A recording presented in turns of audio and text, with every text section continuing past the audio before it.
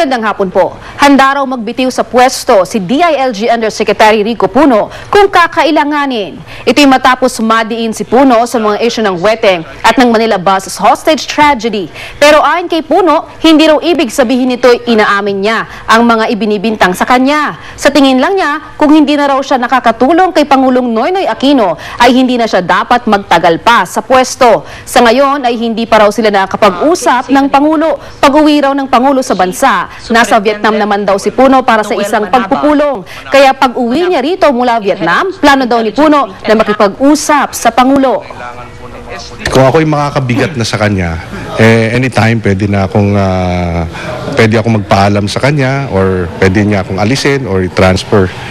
So, it's up to the President. Sa ibang balita naman, halos 10 milyong pisong halaga ng sibuyas ang nasabat ng Bureau of Customs. Mga microphone daw ang nagdeklarang laman ng 8 container van. Pero nang mag-inspeksyon ng mga tauhan ng Customs, mga inangkat na sibuyas galing China pala ang laman ng mga ito. 2 kumpanya kaugnay sa mga nakumpiskang sibuyas ang pinaghahanap ngayon ng Customs.